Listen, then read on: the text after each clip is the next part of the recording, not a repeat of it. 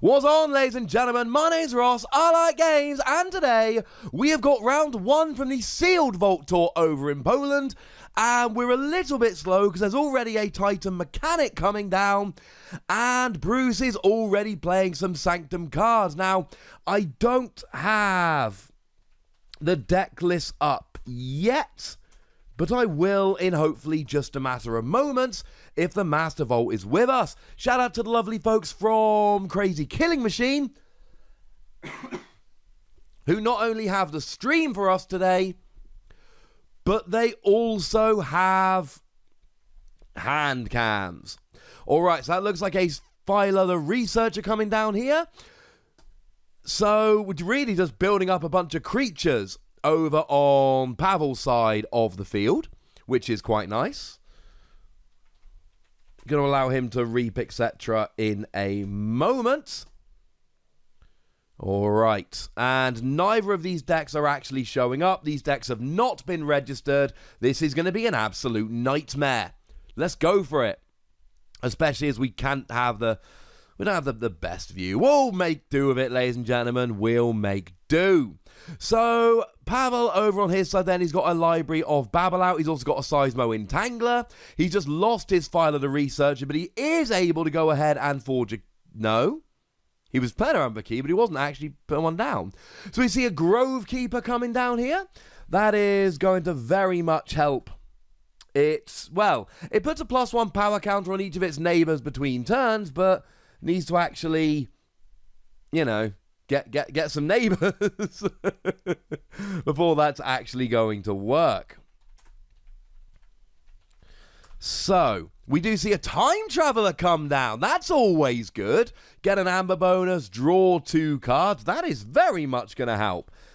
Gotta love it when you get a Time Traveler in a sealed Keyforge deck. So this is not going to be perfect, ladies and gentlemen. Being a sealed tournament with unscanned decks, it is going to be difficult to figure out exactly what all the cards are at all moments, but we will, well, we'll follow along nice enough. I mean, the good news is Paz is able here to really get rolling. He's doing okay, right, we're doing all right now. I do have a lovely folder full of everything from Age of Ascension, but unfortunately, and it is Age of Ascension sealed, that's on the computer I'm currently recording. I'll set it up on my other computer for the next round, but that's not going to help us very much today, unfortunately. Hey-ho. So I mentioned Seismo Entangler earlier. No, that's not Seismo Entangler. That's... I'm lying to you, ladies and gentlemen. I am lying to you. It is Quantum Finger Tap, which has an action which swaps the positions of 2 creatures in a battle line. So Not Finished With You comes down and recovers a Grove Keeper. It's not perfect, but like so many of these cards, it is essentially being played there for the Amber bonus. I mean, it lets you shuffle any number of creatures from your discard pile into your deck. Really here, it's being played for the Amber bonus, getting the Grove Keeper back. Is a nice handy little bonus, but there's not a huge amount more than that going on, unfortunately. So, if you are in the chat, do please make sure that you say hello and join in and let me know anything I missed. The usual deal, ladies and gentlemen. And I'll try and check in with the chat when we can. Oh, looks like we got a Tesmal coming down there, if I'm not mistaken. And Tesmal's a great one. When you reap, you choose a house, and your opponent cannot choose that house as their active house on their next turn. Now, the difficulty is going to be that it comes in, you know, exhausted, can't use it. So Pavel here presumably is going to want to try and get rid of that Tesmal as soon as possible. Tesmal can be an extremely disruptive creature.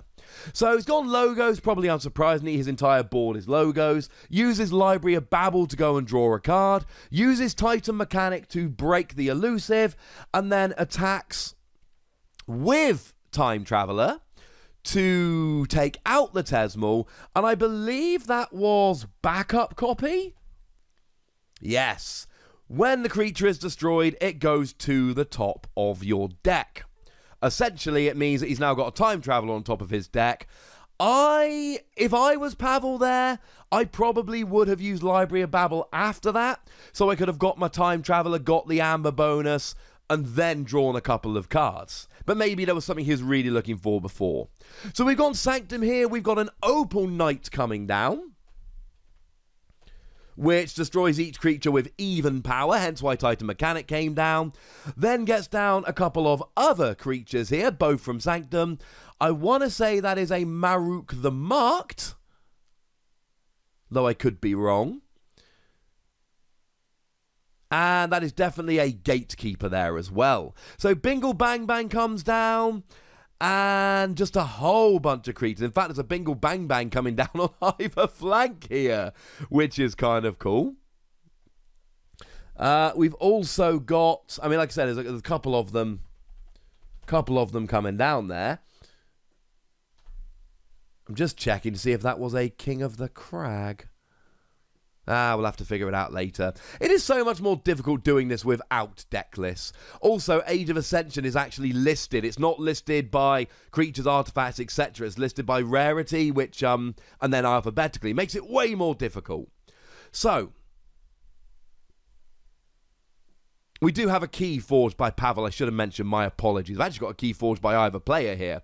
And Quentin's actually sitting there on 4 amber. There's been a lot of bonus amber running around. So, Gatekeeper there. Took out the Bingle Bang Bang. And we saw Opal Knight, and I believe that is a Maruk the Marked, that are just sitting there. It is Maruk the Marked, I was right. Just sitting there kind of reaping. So Quentin here, he's forged a key. He's already up to 6 amber, which is pretty gosh darn good at this stage. Hello, Ace Pokemon 2000. How are you doing, sir? So, Swindle. So that is a card which is both Alpha and Omega. That means it's the first and last thing you do on your doing part of the turn. You steal 3 amber, and that's your turn. You forge a key if you're able, you steal 3 amber. As it is, though, he stopped Bruce forging a key next turn, while also kind of evening up the amber race. He's still probably behind in the game, because Quentin's got 3 amber and 1 key, so he just discards Save the Pack there. It's not going to do any good. But down comes Lollop the Titanic. Oh, and is that a Curiosity? I believe that's the one that destroys each scientist creature. Yes, it is. But again, like so many cards, played for the amber bonus. So I think we're doing all right. Trying to identify the cards from a little bit of a distance. Go us, ladies and gentlemen. Go us. So, and Paz just going there. Lollop the Titanic, that's not Lollop the Titanic. What am I talking about? That's a Tantadlin. It's kind of like the Untamed equivalent. It only deals 2 damage while fighting. When you fight, you discard a random card from your opponent's archives, but it's a 9 power creature. Sorry, just as I'm saying I'm doing quite well at identifying cards, I'm sitting there saying it's a Lollop the Titanic. Shout out to the folks from Crazy Killing Machine for the hand cam here, so we can have a little bit of a look. I mean, we can see that Pavel's just got a bunch of shadow stuff in his hand. Plays down the Subtle Maul. Not going to do anything this turn, but going to be quite good in the future. Gets down a couple of creatures as well, including a little Nif. Okay. That'll do. That'll do, ladies and gentlemen. Also a Mac the Knife, incidentally, which can be used as if it belonged to any house. Can also deal 1 damage to a creature, and if it destroys them, gain an amber. So neither player forging their second key yet. They're both sitting there on 1 key. And now, Quentin has been in the driver's seat for the game largely, but I'm looking at Paz. I'm quite liking his battle line. So, we see Vault Keeper coming in here. And Maruk the Marked. Okay, so we broke the elusive on Little Nif, and then Maruk the Marked took it out and captured an amber, because every time you stop damage using armor, you capture amber equal to the damage stopped. Oh, and then we've got another one of these lovely ones with Deploy coming down. I want to say that is Shal the Safeguard.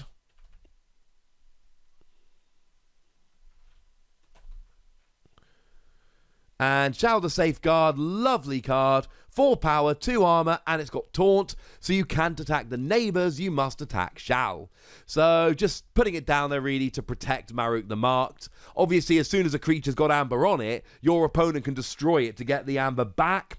So you're very much trying to stop them destroying it and getting their amber back, which I suppose makes sense. I'm all down for this, ladies and gentlemen. I'm all down for it. So, what's Pavel going to go for here? There's always kind of a moment of panic when you start a game and you realise you don't have deck lists and you're going to have to try and identify up to 350 different cards just from seeing them played down. But next round will be easier. Next round I'll have my spreadsheet and my folder of cards that I can be using on the other computer, but I've lost it for now. Hey ho. So we do see some damage coming down there onto Shao the Safeguard. No, onto Maruk the Marked. And he's saying, hang on a second. So Bingle Bang Bang, remember, does damage to the neighbor when attacked. Yeah, there we go. And that was really well done. So he used Bingle Bang Bang to drop damage down. Then he used Mac the Knife to destroy Maruk the Marked. Got his amber back. And then got the amber for destroying. Remember, Mac the Knife has an ability which deals damage, so it's not affected by taunt. It's an action, deal a damage to a creature. If it destroys them, gain an amber. So really well played by Pavel there, sequencing perfectly, get rid of that Maruk the Marked, get himself a couple of amber in the process. That, yeah, pretty well done, if I'm honest with you, ladies and gentlemen. Pretty gosh damn well done. This, of course, is a sealed tournament. This is sealed Age of Ascension, so you got to play Age of Ascension. You get 3 decks, you open them up, you see which one you like, and then you choose one of them to play for the tournament. Obviously, Pavel's gone, hang on a second, Time Traveler deck. That's always pretty handy. Unfortunately, as good as that last turn was for Paz in terms of gaining amber and depleting his opponent's battle line, he's actually not been able to stop Bruce forging a key. Now, what's awkward here is that Bruce is playing a deck with Quentin at the start and Pavel's playing a deck with Paz at the start. So I am going to call him Pavel or Paz, Quentin or Bruce. I hope you can follow along with whoever we're talking about. So here, Quentin has forged his second key, but he's got nothing on the board. There's a real disconnect here between setup and keys. So Dana goes down, Grovekeeper goes down. Oh, and a regrowth comes down. That's going to get him back any creature that he likes. I can't remember any really good untamed creatures having been lost, and he goes for the Tesmal. So really kind of, and the thing is, right, when someone uses regrowth to get a discard, it's basically saying to your opponent, he reaps with Tantadlin to get an amber, it's saying to your opponent, I'm going this next turn. That actually gives Paz a bunch of information that he didn't actually have before, which is very, very helpful for Paz. So, uses Library of Babel to go and draw himself a card. Always a fun bonus. Drops himself down. Oh, Time Traveler's back, so grabs himself an amber and a couple of cards. I mean, Pavel really needs to get himself on check this turn. It is extremely important. Now, he does drop Redacted, which I love as a card. Oh, Help from Future South, but that's just going to get him an amber because Time Traveler's on the board. Unless he has a double time trap. No, he doesn't. Okay. So he has dropped Redacted there. I'm going to be honest with you. Redacted, I love it as an idea. I love it as a concept. I don't think it's ever going to work very much. Every time you choose logos as your active house, you place an amber from the common pool onto it. When you hit 4, you can forge a key at no cost. But the sad reality is that it just never actually works. Ooh! Oh no, false alarm. I dropped an interdimensional graft there, which on the one hand I like, but if your opponent forges a key on their next turn, you get all their leftover amber. Well, firstly, Bruce is not going to forge a key. Secondly, if he does forge a key, Paz has lost the game. He will be urgently shocked. I do love that. There's a couple of really good names going on in this particular game. I mean, Paz the Urgently Shocked. What a name, ladies and gentlemen. So down comes a Charette. That's going to capture 3 amber, going to stop Paz forging. And Quentin really is in a good situation here. Now, he's not gone untamed now, But there is an argument to kind of disrupt as much as he can with this now, then go into next turn with Untamed and just try and go nuts, frankly, and just smash. So down comes Gub. Now remember, Gub turns into a 6 power if he's not on a flank. We know he's got Tesmal. Down comes a Tesmal. Now Tesmal is exhausted, and the fact of the matter is he's largely unlikely to stay next turn. But what I really like here, and there's another... Is that an Amber Imp? Or an Amber Imp? I think that's an Amber Imp there. But spelled with the A-E, which is nice. After a creature reaps, stun it. There's a bunch of those cards in Age of Ascension. There's 2. Sizizic Shockworm and... Oh, it's escaped me. But there's 2 of them in Mars anyway. And of course, there's also Barrister Joya over in Sanctum, who just plain says you can't reap. But I like what Bruce has done here. He's got 4 disc creatures and 3 untamed creatures on the board. So although he's not at check now, next turn, he can go disc and just go reap, reap, reap, reap. Or he can go untamed and go reap, reap, reap. And that's going to get him either there or pretty gosh darn close. So Paz here, having not forged his second key still, he needs to try and deal with Bruce's battle line while getting him closer to forging his own key, and that's going to be an issue. That is going to be an issue. One of the biggest problems for Pavel here is that Bruce's battle line is good. Oh, now playing a Lights Out is good. Gets rid of the Tesmal, gets rid of the Grove Keeper. And looks like... Okay, using Mac the Knife. Now Gub is back on a flank at this point, so he can deal 1 damage and gain an amber by destroying it, which was a lovely one. Now playing Life for a Life, gets himself an amber, sacrifices the bad penny he just put down to deal 6 damage to the charrette and then get the free captured amber back. And this is exactly the turn that Pavel wanted here. Now bad penny goes down again. Looks like he's also got... Is that a Dusk Runner? I believe that's a Dusk Runner. Just trying to actually decide where it's going to go. Oh, does get down a Ganges down there. When you reap, you steal an amber. That's what Dusk Runner does. I mean, you might as well play it. It's one of the... It seems like, and I've not done the maths on this, but it seems like generally you get amber on most upgrades. You don't on this, but it's a really good upgrade. So, I'll give it this, right? Pavel's doing... He's also using Subtle Maul to discard a random card from his hand. Ooh, including Hysteria, which could have been incredibly useful. So, Pavel here, I mean, look, he's done everything he could on that turn. He's got himself up to 10 amber, which is huge. He's built his own battle line out with Shadows creatures. He's depleted Bruce's battle line. I mean, in terms of a good turn that's really going to turn the tide of this match, you really couldn't ask for much more from Pavel there. That was an utterly great turn. He did what he needed to do.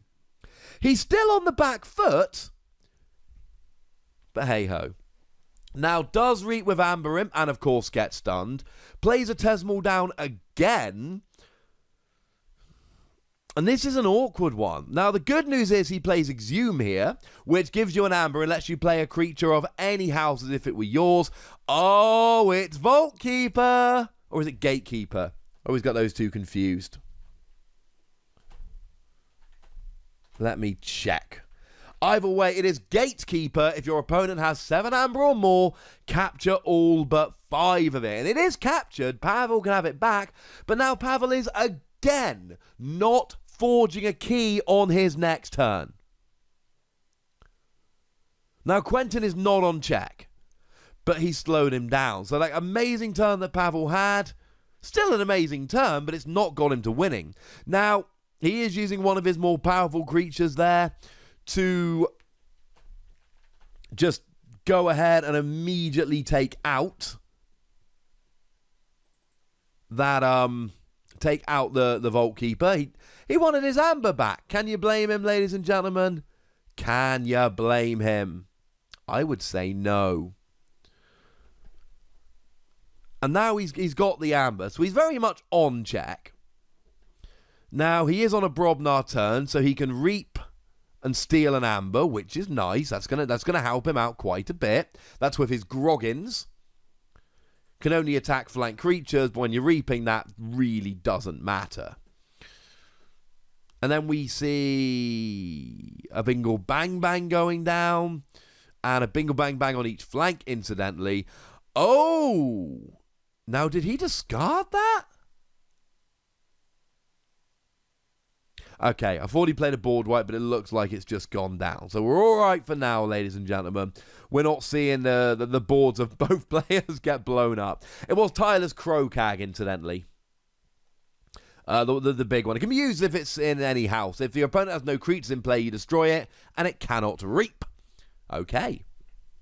So...